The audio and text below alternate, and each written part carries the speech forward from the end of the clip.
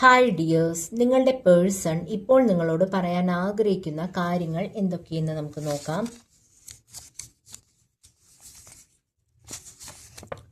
U are my inspiration. നിങ്ങൾ അവരെ ഒരുപാട് ഇൻസ്പയർ ചെയ്യുന്നുണ്ടായിരിക്കും. അതാണ് അവരങ്ങനെ പറയുന്നത്. It's not the right time. ഇത് ശരിയായ ഒരു സമയമല്ല എന്നാണ് അവർ പറയുന്നത്. എന്തോ ഒരു കാര്യം നിങ്ങൾ ഒന്നിച്ച് പ്ലാൻ ചെയ്യുന്നുണ്ടായിരിക്കും. ആ ഒരു കാര്യത്തിന് ഇത് ശരിയായ സമയമല്ല എന്നാണ് അവർ പറയുന്നത്. Piece maker, union, politics etcetera ഈ മേഖലയിലുമായി നിങ്ങൾക്കോ അവർക്കോ എന്തൊക്കെയോ ബന്ധമുണ്ടായിരിക്കും.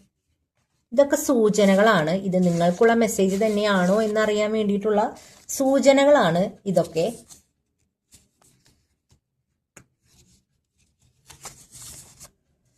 ഇതൊന്നും വേണ്ടാന്ന് ഞാൻ അപ്പോഴേ പറഞ്ഞതല്ലേ. എന്തോ ഒരു കാര്യം അവർ നിങ്ങളോട് ചെയ്യണ്ട, വേണ്ട എന്നൊക്കെ മുന്നറിയിപ്പ് നൽകിയിട്ടുണ്ടായിരുന്നു. പക്ഷേ നിങ്ങൾ എടുത്തു ചാടി ചെയ്തു. അവരുടെ വാക്ക് കേൾക്കാതെ അത് ചെയ്തു. എന്നിട്ട് എന്തൊക്കെയോ ഇഷ്യൂസ് നിങ്ങളുടെ ലൈഫിൽ അതുമായി ബന്ധപ്പെട്ട് ഇപ്പോൾ ഉണ്ടായിരിക്കാം. അതുകൊണ്ടാണ് അവർ അങ്ങനെ പറയുന്നുണ്ടാവുക. 2, 11, 20, 29 ഈ നമ്പേഴ്സുമായി നിങ്ങൾക്കോ അവർക്കോ എന്തെങ്കിലും ബന്ധമുണ്ടായിരിക്കും. നേച്ചർ ലവർ, പ്രകൃതി സ്നേഹികൾ.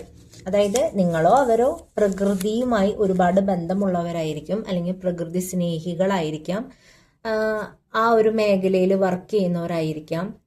അങ്ങനെ എന്തോ. I follow you. അവർ നിങ്ങളെ പിന്തുടരും എന്നാണ് അവർ പറയുന്നത്. My love. ഓക്കെ, അവർ ഒരു പക്ഷേ നിങ്ങളെ അഭിസംബോധന ചെയ്യുന്നത് മൈ ലവ് എന്നായിരിക്കും. അല്ലെങ്കിൽ അവരുടെ മൊബൈലിൽ നിങ്ങളുടെ നമ്പർ സേവ് ചെയ്തിട്ടിരിക്കുന്നത് മൈ ലവ് എന്ന് ആയിരിക്കും. അങ്ങനെ എന്തെങ്കിലുമൊക്കെ ആയിരിക്കും. മൂൺ.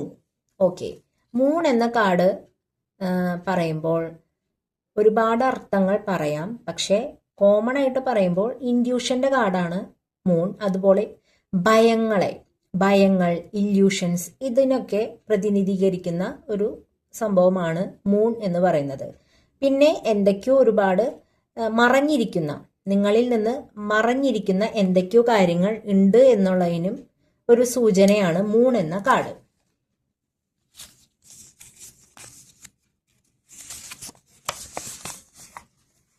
ഞാൻ ചെയ്ത ഏറ്റവും വലിയ തെറ്റ് നിന്നെ ബ്ലോക്ക് ചെയ്തതാണ്.